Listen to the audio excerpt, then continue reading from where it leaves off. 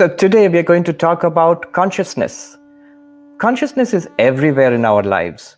You are looking at me, you're listening to my voice, you're aware of sitting in the chair, your environment, light and sound. All of this is possible because you are conscious. There's consciousness when we see and hear and smell and taste and touch. So consciousness is all pervasive. I remember last week I was listening to this talk by Christoph Koch, the chief scientist of the Paul Allen Brain Institute, where he was talking at the Harvard bookstore about his new book, The Feeling of Life Itself. And he said, consciousness is the most important thing in our lives. So he humorously said that if you give me $1 billion and say you give up your consciousness and you can go on living, you'll still be a living body. You can just be like a zombie. He said, I wouldn't accept $1 billion. I can't trade my consciousness for anything in the world. And that's how important consciousness is. Today, there is a great interest in consciousness studies, fueled by the developments in neuroscience, by the new imaging technology of the brain, by the development of the internet and artificial intelligence. There is a tremendous interest in understanding scientifically what consciousness is, where does it come from, what does it do, what are its possibilities, and so on.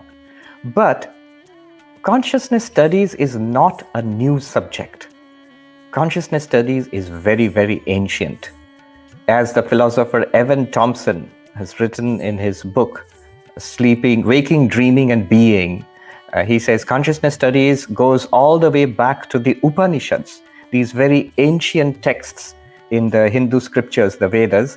These Upanishads contain the highest spiritual and philosophical teachings of the Vedas, dating back, who knows, 5,000 years or more. And they made a remarkable breakthrough in consciousness studies so many centuries, millennia ago. And those insights into consciousness, into human consciousness, were developed into this body of a philosophy called Vedanta. And over the centuries, into this philosophy of non-dual Vedanta, which is a school of Vedanta, Advaita Vedanta. So that's what I'm going to talk about this afternoon and this Google Talk today in the next few minutes. These very ancient insights into consciousness, very profound and very, very important. First of all, for our personal lives, and also for what they can do for this modern investigation into consciousness. The whole purpose, let us remember, of Advaita Vedanta, non-dual Vedanta, was overcoming human suffering and attainment of lasting, deep fulfillment. We'll see how it works. I'll try to present the essence of the teachings of non-dual Vedanta in the next few minutes. I want to flag something here. Though it's deeply rooted in the Hindu traditions, Vedanta is the central philosophy of Hinduism, but there is something unique about non-dual Vedanta. It's not religion as it is generally understood. You have to believe in something, faith in something. Not at all. It's quite the opposite. It's rather understanding something, realizing something, seeing something, let us say. It is not even about extraordinary mystical experiences with which religion, the mystical side of religion, is associated. Rather, and this is important, it is about our daily experience. Just this experience which we are having. Everybody has this experience of seeing and hearing and smelling and tasting and touching, of waking and dreaming and sleeping. Just our daily lived experience, and applying a certain logic to it, a certain philosophical, logical investigation based on experience and reason, we come to this startling insight about ourselves. Vedanta is an investigation into ourselves to find out who or what we are. And the claim that Vedanta makes is that when we truly know what we are, we will discover that we are not these limited beings of flesh and blood, born at a particular time, fated to grow old and diseased and die at some time later. No, this remarkable discovery that we are this immortal consciousness. That is the discovery, and Vedanta claims that we can all come to an understanding of this if we follow our experience guided by the insights of Vedanta. So, here is this journey. It's not a journey from not believing to believing in something. It's not a journey from our present daily experience to some kind of extraordinary experience. No. Rather, it's a journey from not knowing, to realizing, to seeing. That's what makes it incredible for this day and age.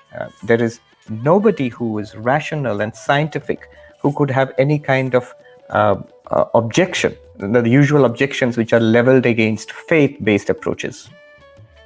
It is true that the seer is different from the seen. But you have to ask yourself, is the seen different from the seer? Consciousness is different, distinct from its objects. But are the objects of consciousness distinct from consciousness? What kind of a question is this? A simple thing would be, these glasses are distinct from this napkin, and the napkin is distinct from the glasses. They are different from each other. But there's another kind of difference. For example, the waves in the ocean and the water. The waves are distinct. They come and go. The water is apart from the waves in the sense that the water can exist as waves, it can exist without the waves, it can exist as water vapor and what have you. But the waves are not different from the water because they cannot exist without the water.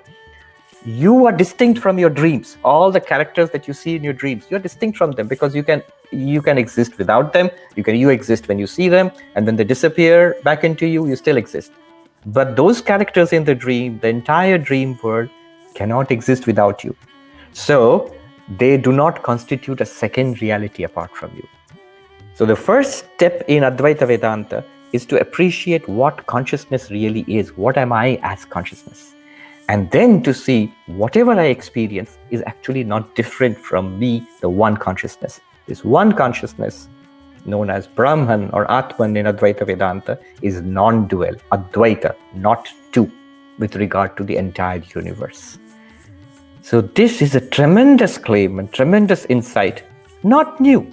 This has been pretty well known in India for thousands of years, and there have been thousands and thousands of people in every century, in every generation practicing it and deriving benefits from it. So think about it, investigate it. A huge amount of material is available there. I think it is, for me at least, it's the best thing that ever happened to me. And so I love talking about it and sharing it with people.